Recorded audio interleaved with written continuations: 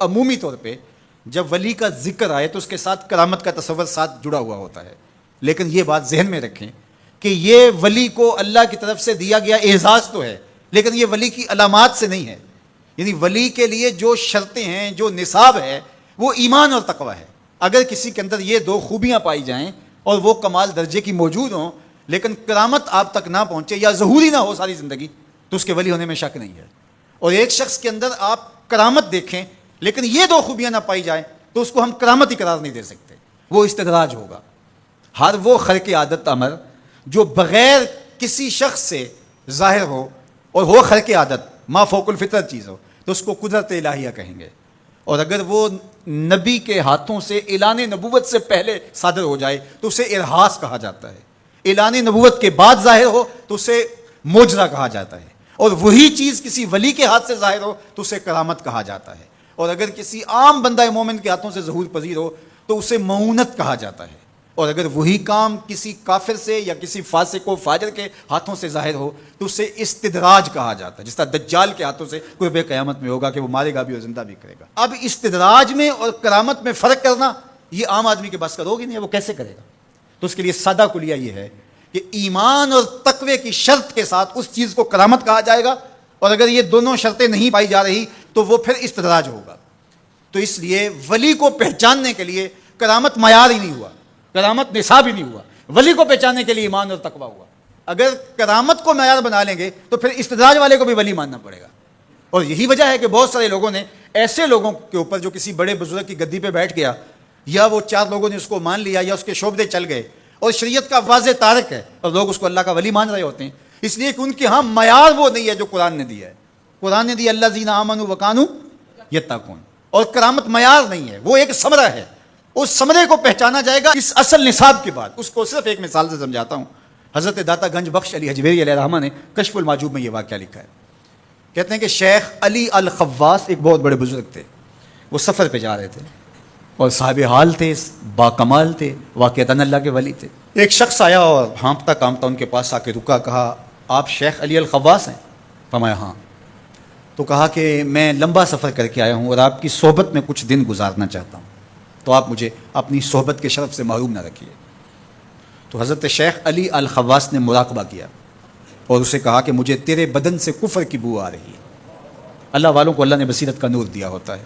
اس نے کہا جی میں نصرانی ہوں اور دیار غرب سے آیا ہوں، آپ کی شہرت سنی تھی تو آپ کی صحبت میں کچھ وقت گزارنے کی آرزو ہے، مجھے محروم نہ رکھیے۔ شیخ کہتے ہیں میں نے ٹالنا چاہا، میں نے کہا کہ میری صحبت میں رہنا بڑا مشکل ہوگا، تکلیفیں سہنا پڑیں گی۔ اس نے کہا جی میں گوارہ کروں گا۔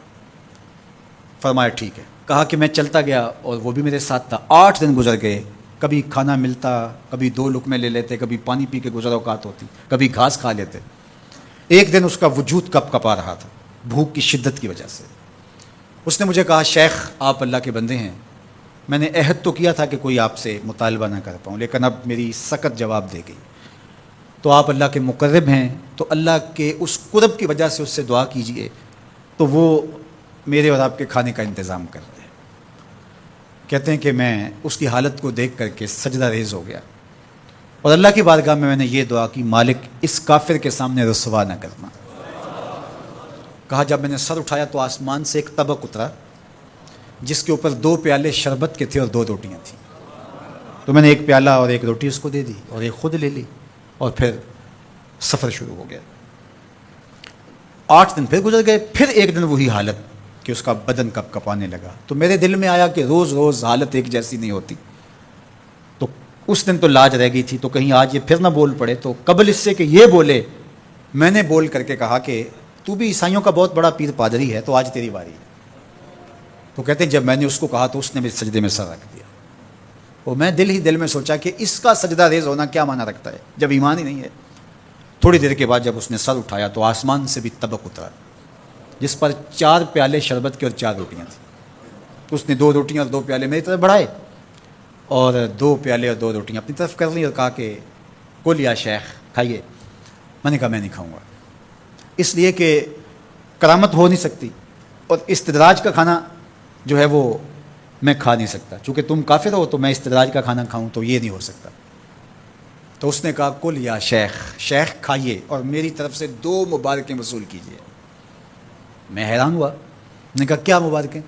اس نے کہا میں نے سجدے میں سر رکھا اور اللہ کی بارگاہ میں عرض کی، اے اللہ اگر اسلام سچا دین ہے تو 2 پیالے اور 2 روٹیاں عطا کر دے، اور اگر علی الخواص واقعی تیرا ولی ہے تو 2 پیالے اور 2 روٹیاں اس کے صدقے سے دے دے۔ تو ایک تو آپ کو آپ کی ولایت کی مبارک ہو، اور دوسرا ہاتھ بڑھائیے اور مجھے اسلام میں داخل کیجیے، اسلام سچا دین۔ تو شیخ علی الخواص کے اس واقعہ کو ذکر کرنے کے بعد داتا گنج بخش علی حجویری فرماتے ہیں کہ علی الخواص جیسا شخص بھی یہاں پریشان ہو جائے کہ خدایا یہ استدراج ہے یا کرامت، تو کہا پھر عام آدمی کیسے فیصلہ کر سکتا ہے کہ یہ استدراج ہے یا کرامت؟